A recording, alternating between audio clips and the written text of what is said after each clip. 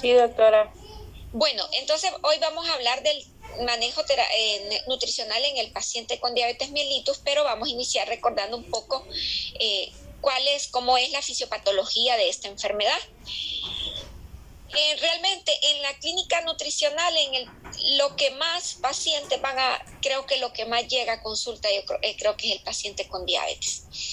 Y si bien es cierto, hemos visto unas enfermedades ahí poco frecuentes en dietoterapia que llegan, pero es muy cansado y a veces puede ser que nunca llegamos a ver alguno, pero lo más frecuente, pues además de lo que es el tema del problema de obesidad, sobrepeso, dislipidemia, es una gran carga de pacientes, va a consulta nutricional por lo que es la diabetes, ¿no?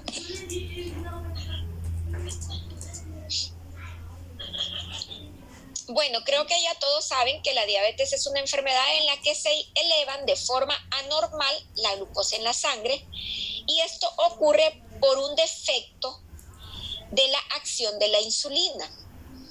Este defecto ocurre porque puede hacer que exista una ausencia de la secreción de insulina o una secreción inadecuada, o también podríamos decir una producción de insulina que no es eficaz.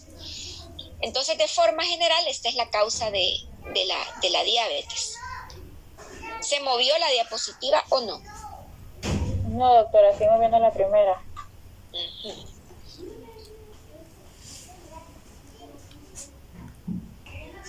Bueno, recordemos que la insulina es una hormona que se produce en el páncreas, específicamente en la célula beta. Y esta hormona pues nos va a ayudar a utilizar los depósitos de energía corporal. ¿Y de dónde obtenemos esa energía corporal? Pues de la glucosa. Entonces, sin la insulina nosotros no podemos aprovechar la energía que podemos obtener a través de la glucosa. La diabetes pues aumenta las tasas de morbilidad y mortalidad en todas las partes del mundo, ¿no? Sin embargo, realmente puede reducirse esa mortalidad si se pudiera por lo menos hacer un diagnóstico precoz y un tratamiento precoz y adecuado de la diabetes, ¿no? Según la Federación Internacional de Diabetes, miren, esa es la prevalencia de diabetes mellitus en lo que es el mundo en el 2011. Aparentemente, 366 millones, y se calcula que el avance de esta enfermedad, pues para el 2030 va a haber 552 millones de personas con esta enfermedad. ¿Cambió la diapositiva? Sí. Realmente la diabetes podríamos decir que se clasifica dentro de lo que son las enfermedades con intolerancia a la glucosa.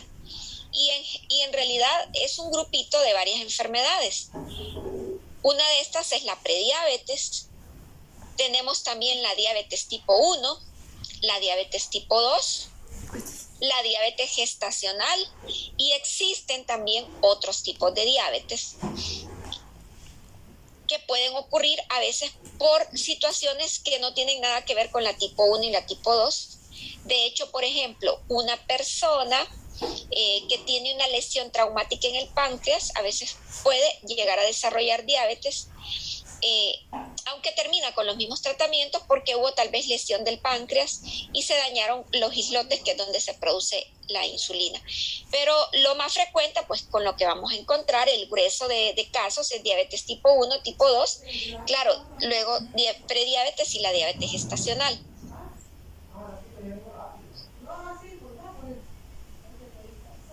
Recordemos que el páncreas tiene unos islotes de células, y en las células tipo beta de estos islotes es donde se produce la insulina. Entonces, habíamos hablado de las enfermedades que abarcaba toda esta enfermedad.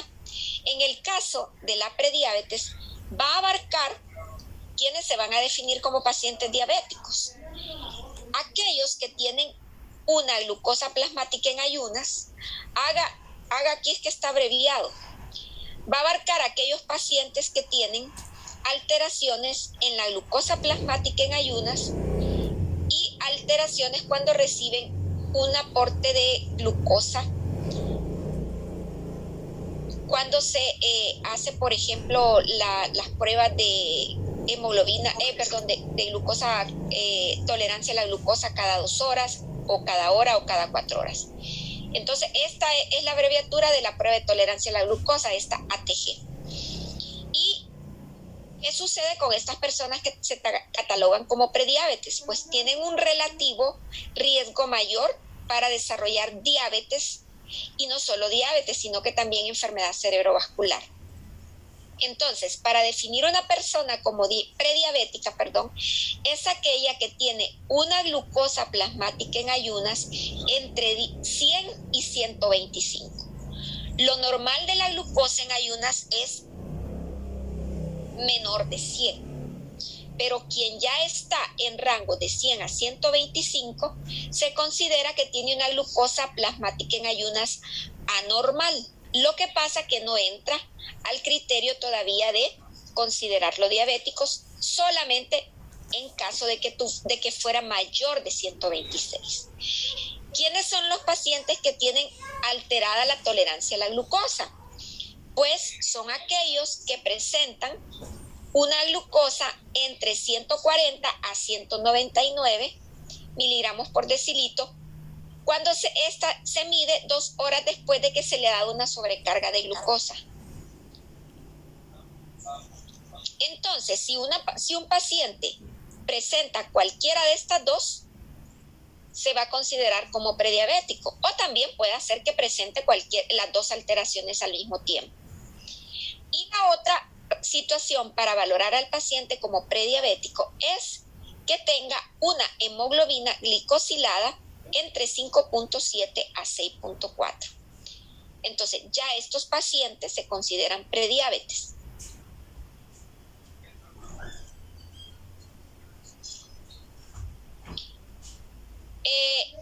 La diabetes, habíamos dicho que la podemos catalogar no solo en prediabetes, sino que también en diabetes tipo 1. En la diabetes tipo 1 se da una característica, y es que la diabetes tipo 1, por ejemplo, hay prácticamente una ausencia total de la producción de insulina. En la diabetes tipo 1, una ausencia total o una producción muy poca de insulina. La diabetes tipo 1 se caracteriza porque el paciente puede debutar con una sintomatología que la podríamos resumir como la síncope, y es que el paciente presenta poliuria, polidipsia, polifagia y pérdida de peso. Pero también puede debutar, pero claro, toda esta sintomatología de la poliuria, recuerden que es el término que se utiliza cuando la persona orina más de lo normal. Polidipsia, cuando está aumentada la ingesta de agua. Claro, en respuesta a la poliuria. El paciente empieza a debutar con diabetes, orina exageradamente, le da mucha sed porque se deshidrata, y entonces esto se llama polidipsia. Y polifagia también. O sea, el paciente tiene mucha hambre. ¿Y por qué tiene mucha hambre? Porque a pesar de que tenga glucosa circulando en paletas en el torrente sanguíneo, no puede aprovecharla porque no tiene insulina que le va a ayudar a producir energía a través de glucosa a las células corporales, y el cerebro entiende como que no hay comida. Entonces, por eso el paciente tiene polidipsia, polifagia, poliuria y, por ejemplo, pérdida de peso. Porque entonces, como no puede aprovechar la energía obtenida de la glucosa, porque no hay insulina, le toca al cuerpo tener que obtener energía de los depósitos corporales de grasa y músculo, y entonces por eso muchos pacientes cuando empiezan a debutar con la diabetes pierden peso.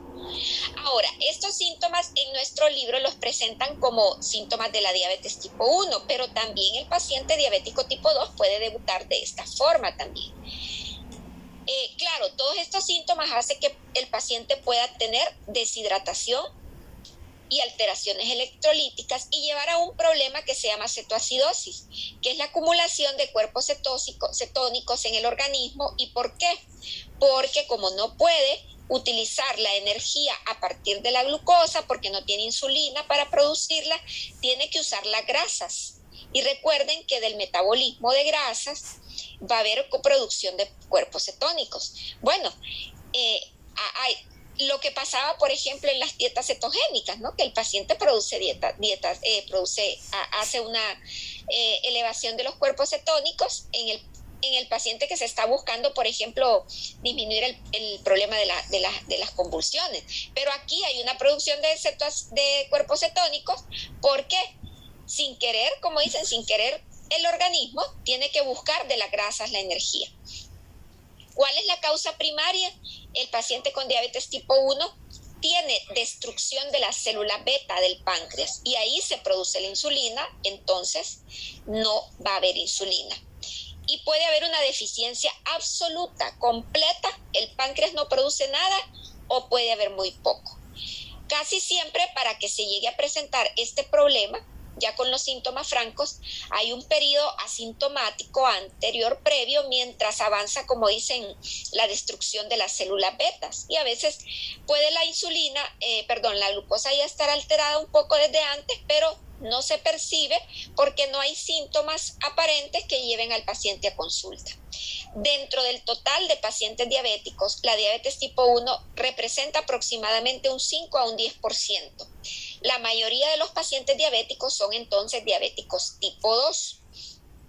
Y estos pacientes diabéticos tipo 1, todos ocupan tratamiento con insulina exógena, ¿no?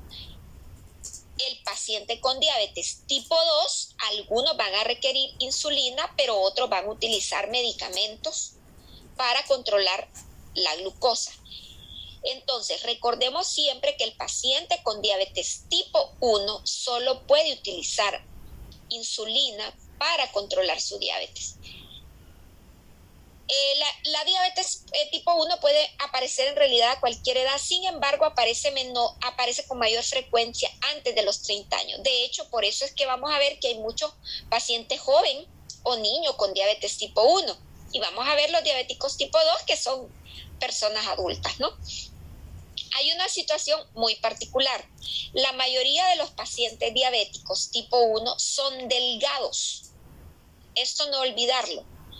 Son delgados. La mayoría de los pacientes diabéticos tipo 1 son delgados. En el caso de este tipo de pacientes, el daño a las células beta puede ocurrir por problemas inmunitarios e idiopáticos también.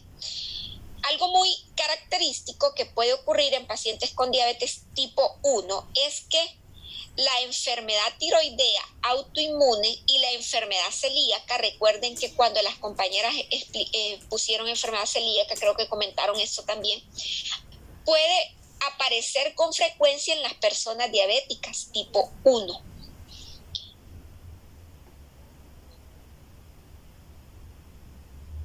Recordemos siempre que la producción de insulina, por ejemplo, en nuestro organismo, se produce de acuerdo a cómo nosotros tenemos los niveles de glucosa en sangre.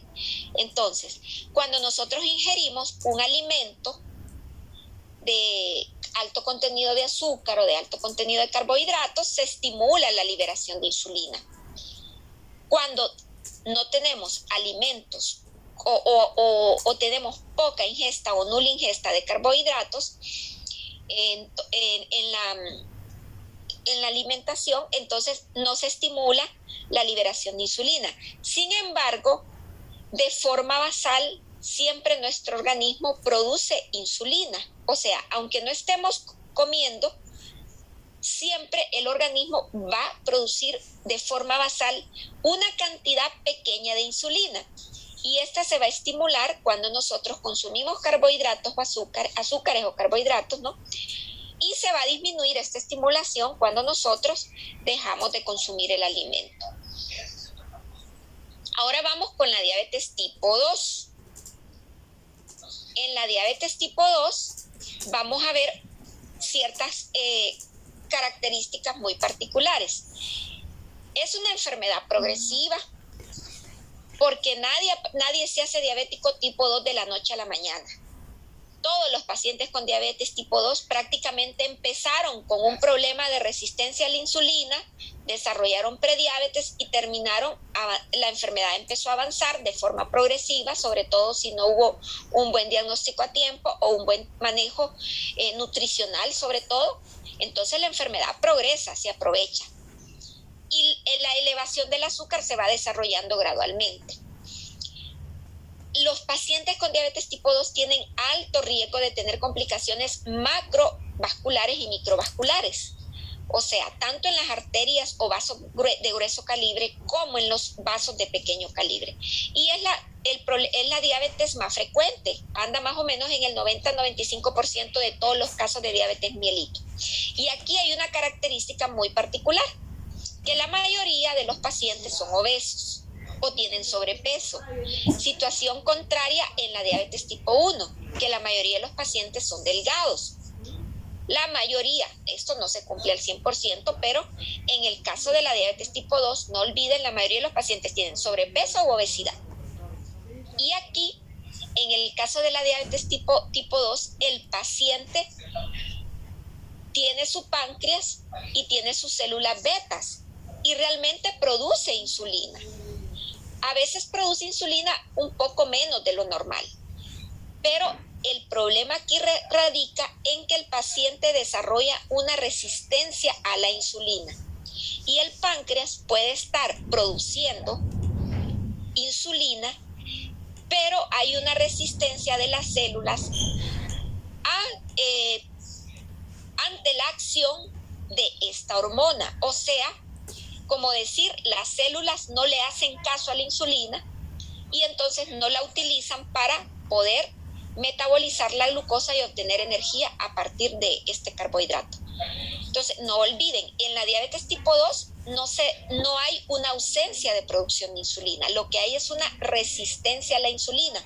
Puede estar un poco disminuida, pero lo que hay, podríamos decir, o una insulina de producción de mala calidad y una resistencia a la insulina. También es importante tener en cuenta que no solo las personas obesas o con sobrepeso tienen alta cantidad de grasa corporal, sino que hay personas, me voy a echar en cuenta también por si acaso, podemos haber personas delgadas que tenemos grasa abdominal acumulada, más de lo normal, y esto también puede contribuir a lo que es la resistencia a la insulina.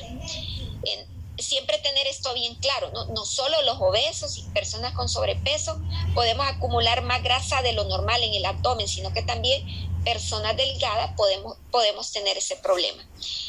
En la diabetes tipo 2 se suman dos grandes factores que contribuyen a que se desarrolle esta enfermedad. Uno, el tema genético. Si aparece en la familia un paciente con diabetes, hay mayor riesgo, pero a esto se le suma la obesidad y el sobrepeso, ¿verdad?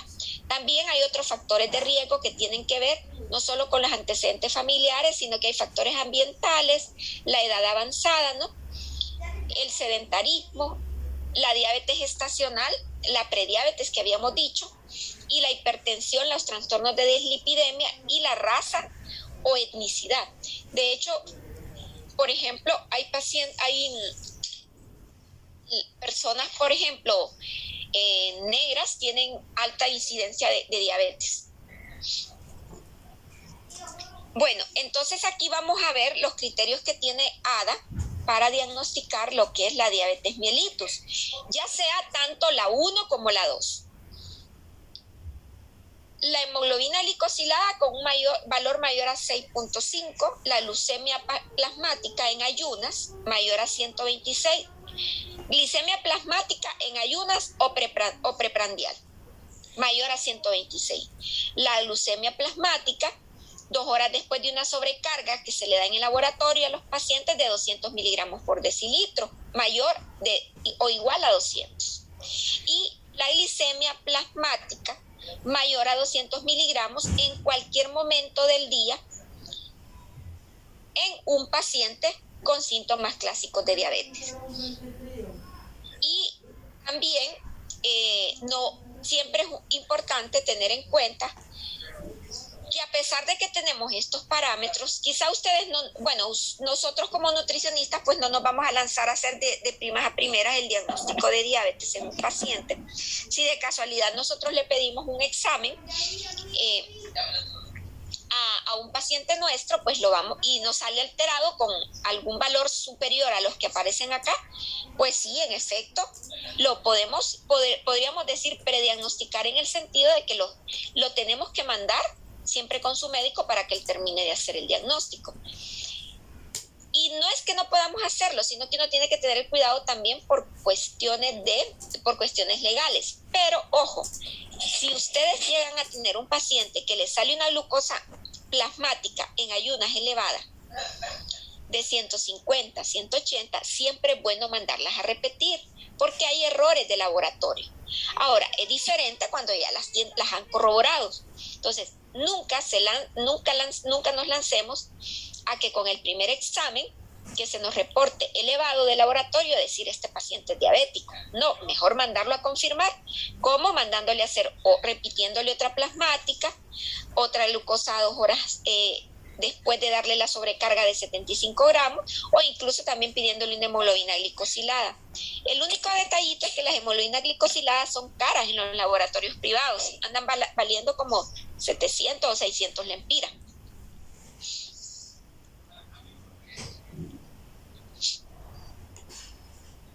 Doctora. Diga, ¿le escucho? Es lo que se conoce como la curva de tolerancia. Sí, es que usted puede hacer solamente la curva de tolerancia a la glucosa, es que se hace en varios momentos, no solo a las 2 horas, sino que se hace a la 1 hora y a las 2 horas, ¿no?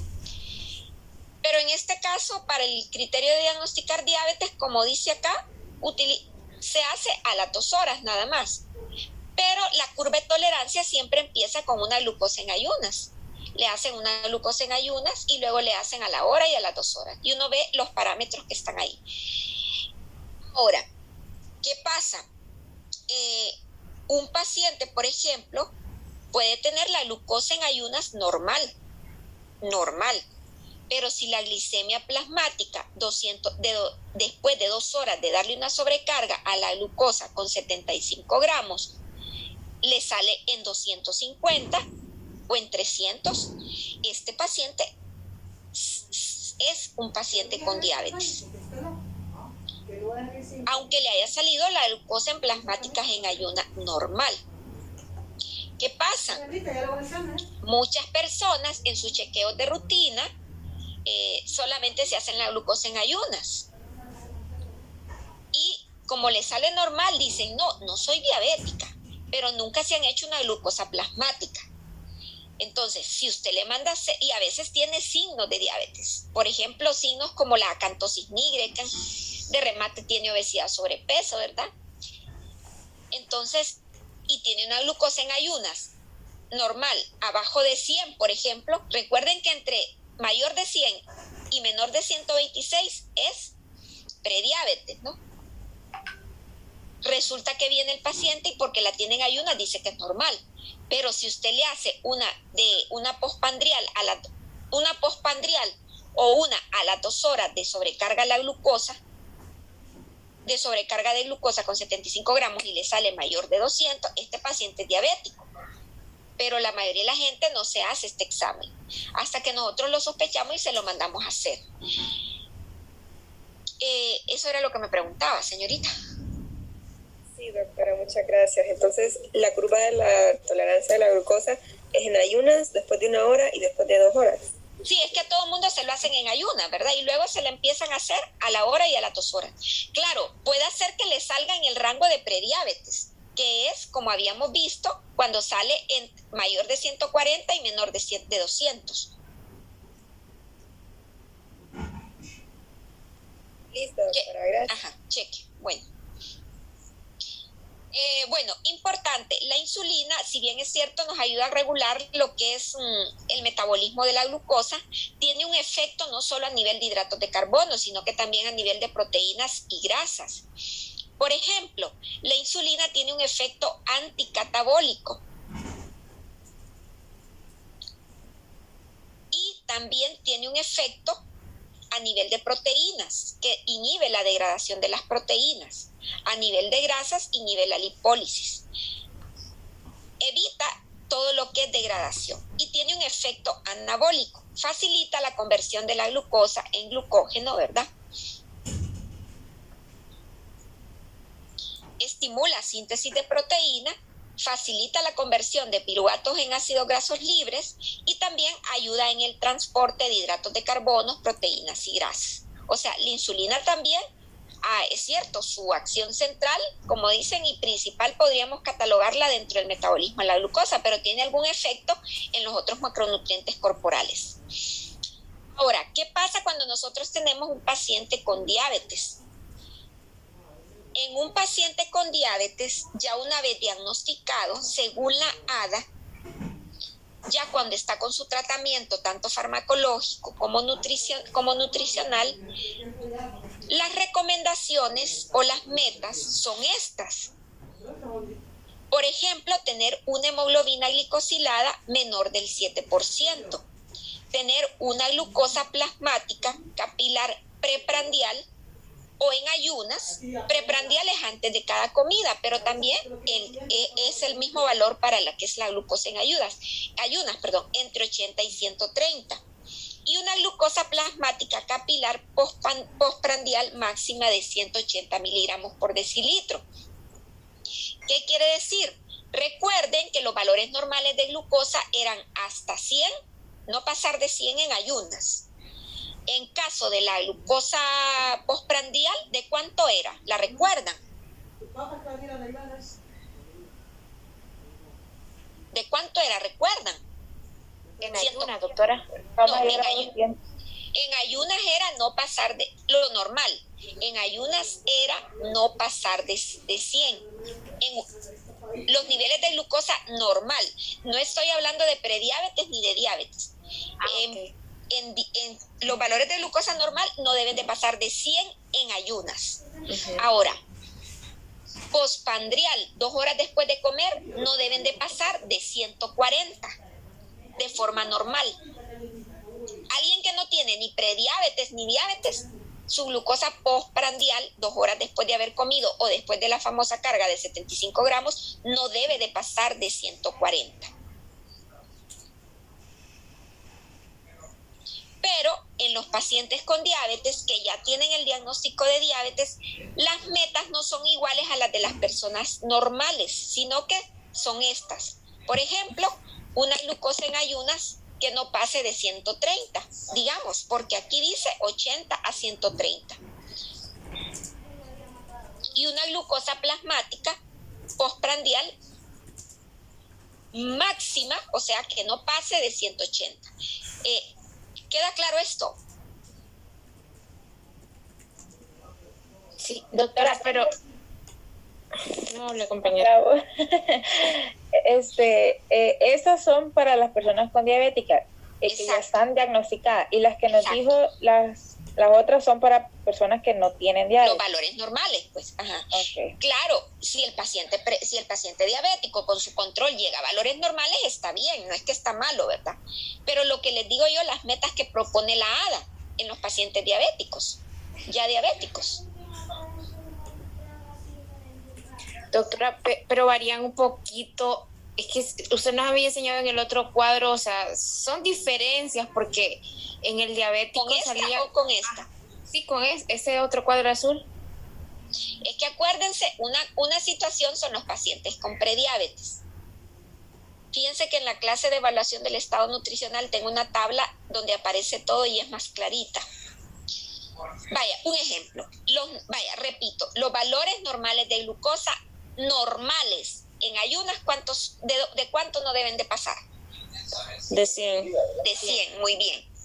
Postprandial, 2 horas, ¿de cuánto no debe de pasar en una persona normal? 140. Muy bien. ¿Y la hemoglobina glicosilada?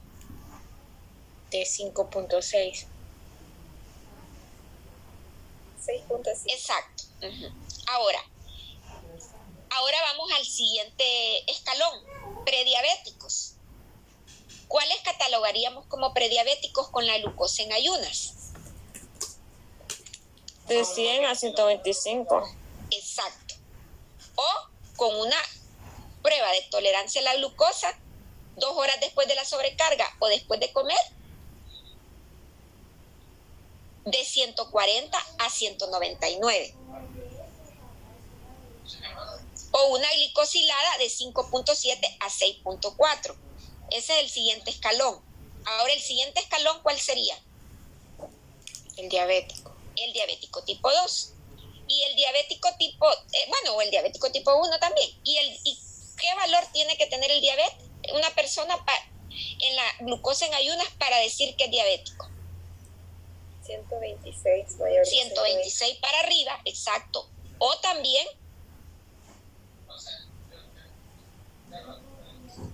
una prueba de tolerancia a la glucosa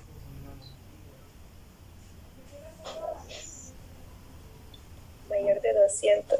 Mayor o igual a 200, exacto. O sea, es como decir, pasarnos de los valores superiores aquí de la prediabetes, ¿no? Y una glicosilada de 6.5 para arriba.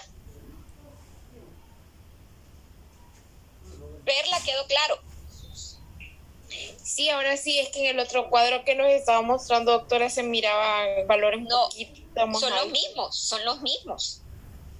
Mire, son los mismos. Mayor igual, mire, mayor igual. Es que hay que fijarse en los simbolitos. Mayor igual. ¿Se acuerda que ella decía hasta 125? Pues aquí dice mayor igual a 126. Mayor igual a 200. ¿Queda claro, Perla? Ok, sí, ahora sí. Gracias. Sí, bueno. Doctora, yo tengo es que no escuché cuando dijo que el porcentaje de la glicosilada para prediabetes. ¿Sí lo puede repetir? Si quiere que sáquele capturita de pantalla, le sacó capturita de pantalla. No debe de pasar de 6.4 es el del paciente con prediabetes, estamos, ¿verdad? Vaya. Ahí se lo voy a poner.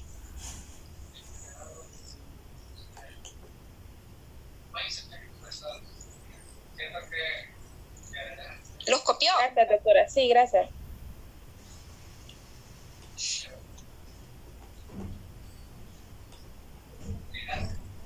Bueno, entonces aquí donde nos habíamos quedado. En un paciente con diabetes, estas son las metas que recomienda la ADA.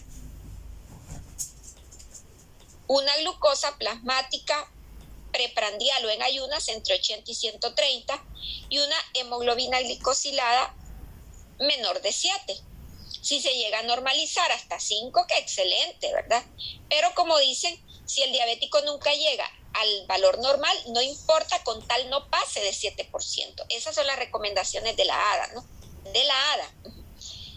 Y la capilar preprandial, o sea, la glucosa en ayunas, que no pase de 130. Aunque sabemos que lo normal es hasta 100. Pero claro, si llega a tener 80, 85, 90 está muy bien.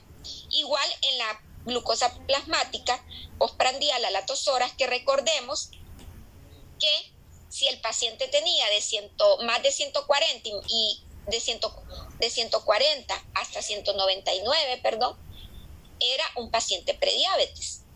Y de 200 y mayor o igual a 200 era un diabético. Entonces, en un paciente diabético se recomienda que puede estar con tal que no pase de 180, la que es postprandial, aunque es un criterio para prediabetes. Entonces, esto es importante tenerlo en cuenta. Entonces, esto se considera paciente controlado de diabetes según la ADA. Porque si ustedes se fijan, la glucosa en ayunas, los rangos normales son de 70 a 100. Pero ¿por qué en un diabético se recomienda 80 mínimo? Aunque 75 pudiera ser lo normal. Porque también hay que cuidar en el paciente diabético el riesgo de hipoglicemia. Y nosotros, desde el punto de vista nutricional, no solo vamos a trabajar porque el paciente mantenga un nivel adecuado de glucosa, que no se le suba más de lo recomendado, pero también tenemos otra labor desde el punto de vista nutricional, y es tratar de que el paciente, o contribuir, porque no solo es el tema de la comida, contribuir a que el paciente no haga hipoglicemias, porque esto también enferma y deteriora al paciente y le aumenta el riesgo cardiovascular.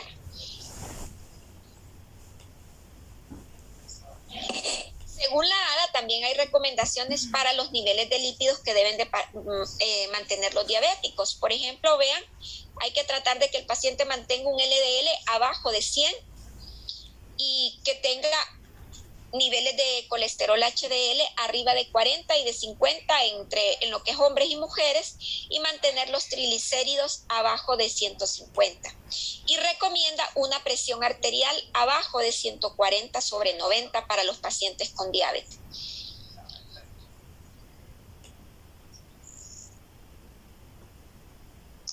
Bueno, quiero también que con el tema de la diabetes y del que estamos recordando el trabajo que hace la insulina, también recordar el efecto de otra hormona que tiene un accionar contrario a la insulina, y es el glucagón, que también se produce en el páncreas. Entonces, en los islotes de Langerhans hay células beta y hay células alfa. La insulina se producía en las células betas y nos va a ayudar a disminuir los niveles de glucosa en sangre. Sin embargo, también el páncreas en las células beta produce lo que se llama el glucagón, que es otra hormona, pero su accionar es favorecer la elevación del azúcar en la sangre. Cuando nosotros tenemos ayuno prolongado, tenemos hambre y no estamos comiendo, entonces la insulina ahí no trabaja porque no estamos comiendo. Entonces el organismo o el páncreas, las células alfa, estimulan la producción de glucagón para poder obtener azúcar de otras fuentes como por ejemplo el glucógeno almacenado. Entonces siempre no olvidemos este efecto contrario, pero al mismo tiempo sincrónico, entre la insulina y el glucagón. Bueno, ahora vamos a hablar un poco de los tratamientos que se utilizan para la diabetes mellitus, pero en este caso la diabetes mellitus tipo 2, porque habíamos dicho que en la diabetes tipo 1 solo se utiliza insulina de tratamiento. Jóvenes, ¿qué hora es? Que no tengo a mano el celular para ver la hora, para no pasarme. 6:48. Bueno, cheque. Miren, si bien es cierto, nosotros no vamos a indicar los tratamientos, sí es importante que conozcamos los medicamentos que utilizan los pacientes. Son bastantes y a veces no los conocemos al 100%, pero poco a poco nos vamos familiarizando con ellos. Además van apareciendo medicamentos nuevos y uno también a medida hay novedades de tratamiento, pues uno va leyendo cuál es su función y qué efectos secundarios pueden tener. Realmente existen varias familias de medicamentos que se utilizan para tratar para tratar la diabetes, perdón. Tenemos, por ejemplo, o se han clasificado también de acuerdo a su acción, o sea, de acuerdo a su mecanismo de acción. Y ustedes pueden ver en esta gráfica que tenemos 5 columnas. De acuerdo a su mecanismo de acción, las podemos clasificar en aquellos medicamentos que estimulan la secreción de insulina.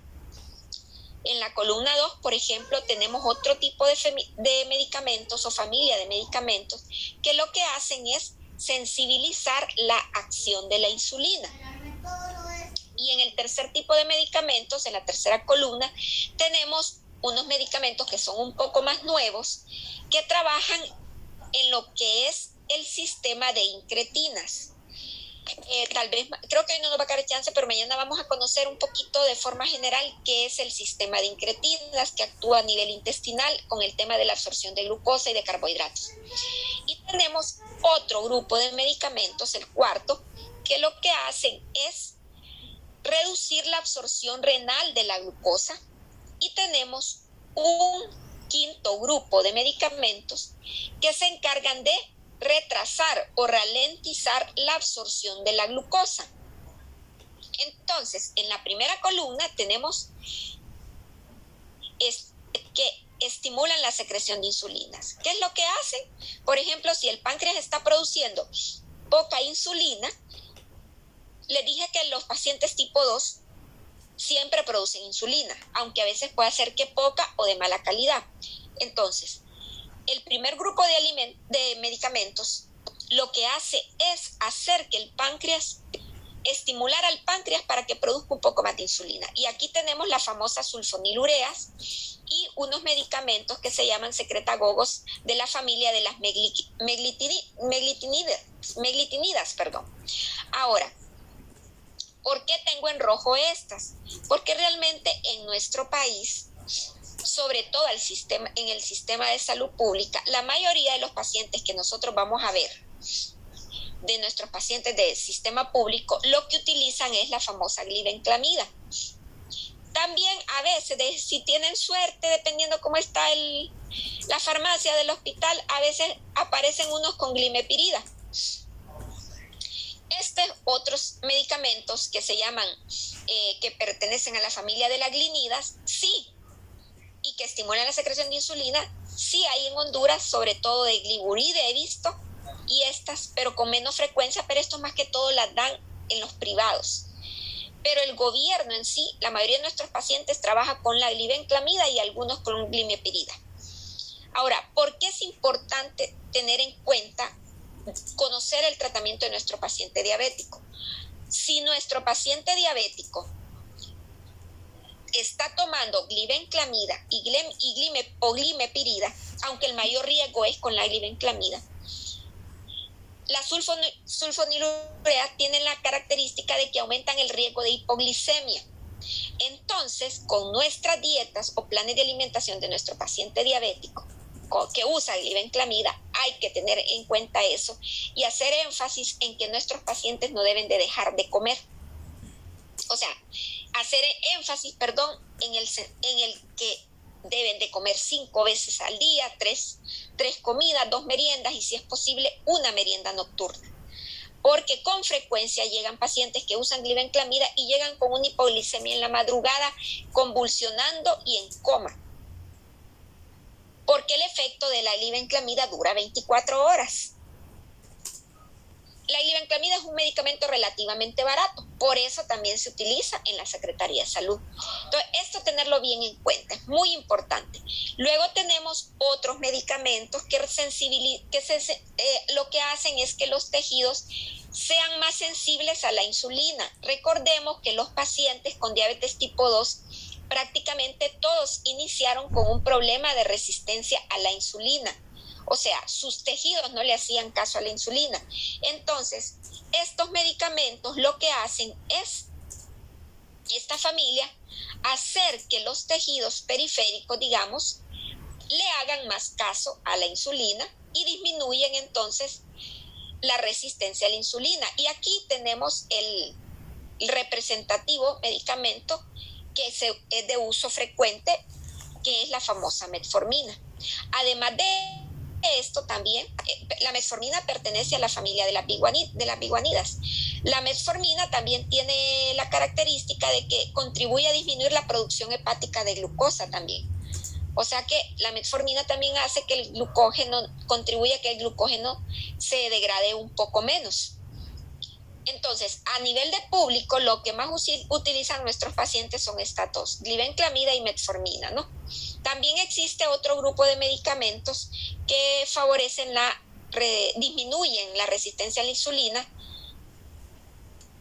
y son estas, las tiazolidindionas, y tenemos la pioglitazona, la rosiglitazona. Estas dos que están en rojito están así porque en Honduras hay, pero en el sistema privado, o sea, es la parte, esto es solo el paciente que se los puede comprar. Y luego tenemos otro tipo de tratamientos que son del grupo de las basadas en sistemas de incretina, los inhibidores de la DPP4, como la vidaliptina, citaliptina y estos 4 que también se utilizan con frecuencia en nuestro país, como les decía, no les había dicho, en el ámbito privado. Gobierno no da este medicamento, a veces el seguro sí, el seguro social sí, sus pacientes a veces son favorecidos con este tipo de medicamentos, vidagliptina y sitagliptina. ¿Y por qué les digo favorecidos? Porque estos medicamentos tienen la ventaja de que el paciente tiene menos riesgo de hipoglicemia, o sea, los medicamentos de esta familia son los que con los pacientes tienen mayor riesgo de hipoglicemia. Con estos tienen mucho menos riesgo. Y con estos también tienen menos riesgo de hipoglicemia. Lo pueden hacer, pero es mucho menos. Y con los de la tercera columna, como les decía. Aquí también tenemos estos medicamentos como la dapagliflozina que hay en Honduras también a nivel privado. Y tenemos estos otros que lo que hacen es inhibir la absorción o retrasarla, la absorción de glucosa en el intestino. Y la carbosa y la glucovay sí hay aquí. Bueno, esas sí he visto que hay en Honduras. Las otras no sé, las que están en negrito, a veces de casualidad, no todos los comerciales los conoce uno, no todos los medicamentos comerciales los conoce uno, pero para que ustedes sepan que hay una gran familia, una gran gama de tratamientos para tratamiento de la diabetes tipo 2. Tener en cuenta que hay unos que nos van a dar más riesgo de hipoglicemia que otros. Y eso tomarlo como algo de base para las recomendaciones nutricionales. Miren que los reductores de la absorción renal de glucosa, recuerden que el riñón, cuando vimos el riñón, dijimos de que había un filtrado y en el filtrado se iba a veces glucosa, electrolitos, pero el riñón lo volvía a absorber. Pero este medicamento lo que hace es que la glucosa que expulsa en el primer filtrado del riñón, en este caso el del cuarta columna, no la vuelve a reabsorber. Ese es el efecto de esta dapagliflozina. Yo solo les sé el nombre comercial, si lo sé de memoria, el Forxiga. Ahora, estos pacientes, digamos, producen glucosa en la orina por efecto del medicamento. Bueno, ya vimos los medicamentos que se pueden utilizar en la diabetes tipo 2. Diabetes tipo 1 utiliza medicamentos que son, por ejemplo, el diabetes tipo 1 solo usa insulina. Esta es una columnita con algunos efectos de los medicamentos análogos de la GLP-1 y los inhibidores de la DPP-4 que pertenecen al grupo de sistemas de incretina que les había dicho. Miren que además de controlar la glucosa tienen otros efectos, ¿verdad? Por ejemplo, algunos disminuyen el apetito, otros enlentecen el vaciado gástrico, algunos producen pérdida de peso, otros mejoran la función de la célula B, disminuyen producción de grasa a nivel del hígado. Entonces siempre ustedes también, cuando ya vean este tipo de pacientes, y revisen la literatura del medicamento para que tengan un conocimiento mayor del medicamento. Bueno, aquí vamos sí al tema que a veces es un poquito enredado, pero que tenemos también que tener una noción general, porque parte de este tema de diabetes es que hagamos algunos ejercicios de conteo de carbohidratos. Es una de las estrategias nutricionales en el manejo de pacientes con diabetes. Entonces, sí, es muy importante que conozcamos los tipos de insulina que existen.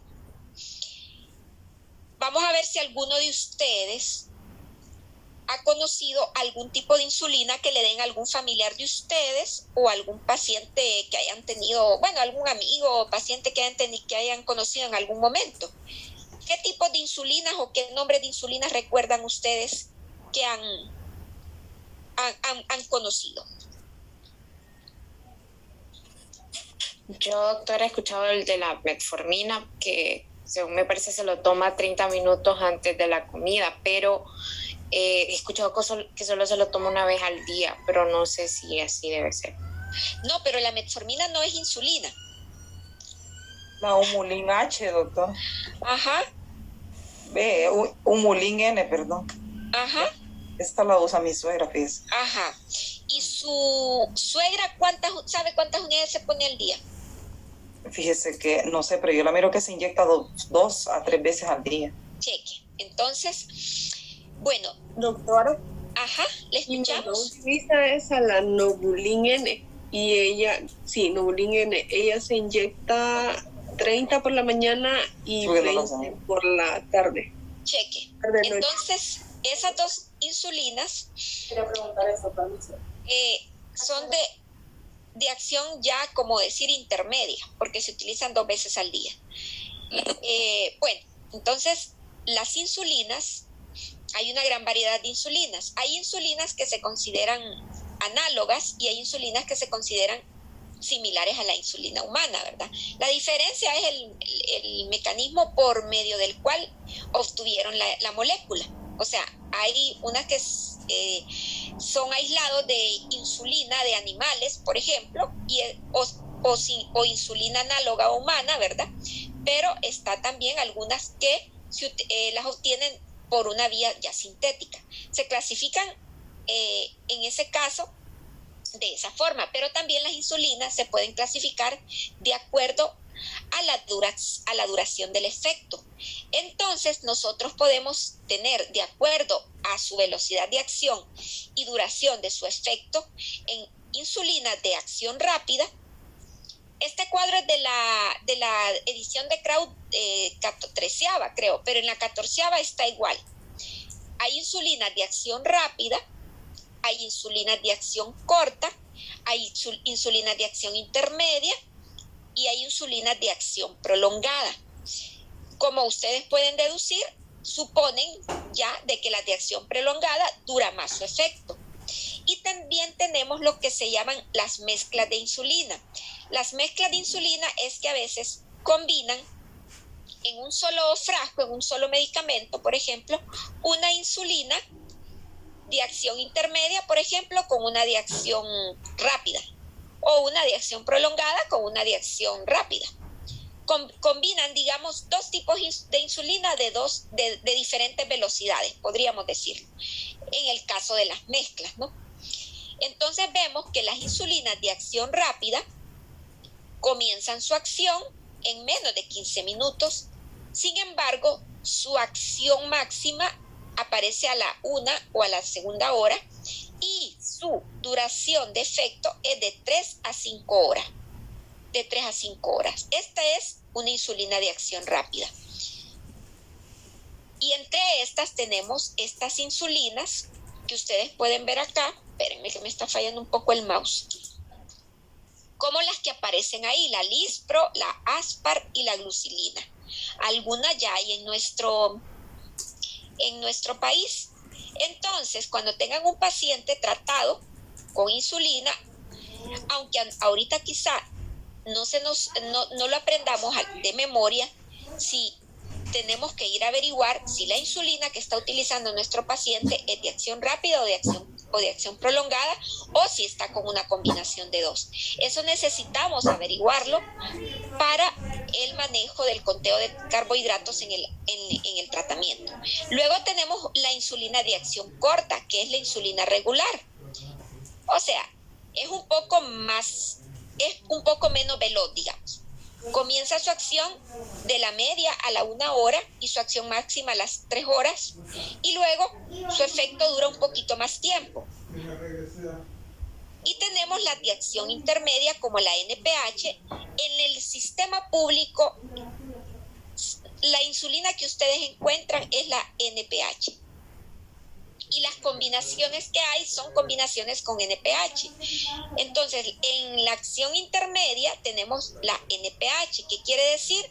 La NPH de acción intermedia se cataloga así porque su acción comienza hasta 2 o 4 horas después de que se aplica. Y su acción máxima aparece de las 4 a las 10 horas y su duración es de 10 a 16 horas. O sea que si una persona se aplica la insulina a las 8 de la mañana, el trabajo de esta insulina va terminando, digamos, actúa más o menos hasta como a las 6 de la tarde. Por eso es que casi todos los pacientes, que utilizan insulina NPH, como no pueden darle la cobertura 24 horas,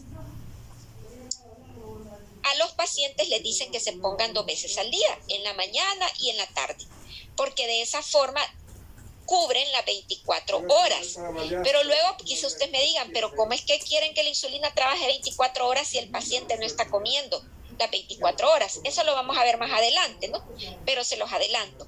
Y luego tenemos las insulinas de acción prolongada, que han venido a dar comodidad porque el paciente ya no se tiene que estar pinchando 2 veces al día. Bueno, sí, realmente se puede, te tiene que volver a veces a pinchar, ya le voy a explicar por qué, pero no por esta insulina. Pero la insulina de acción prolongada, como la glargina y la de Termir, que estas hay en Honduras, por cierto, vean, no tienen un pico de acción, esto es muy importante, se mantienen, o sea, empiezan a actuar de las 2 a las 4 horas, pero su efecto, digamos, es sostenido y eso es bueno. No hacen los picos que pueden hacer estas otras. Entonces, el efecto es sostenido y dura de 18 a 24 horas. Por eso es que estos pacientes que tienen la insulina de acción prolongada solo se la aplican una vez al día. Me avisan si llego a las 7, por favor. Ya son las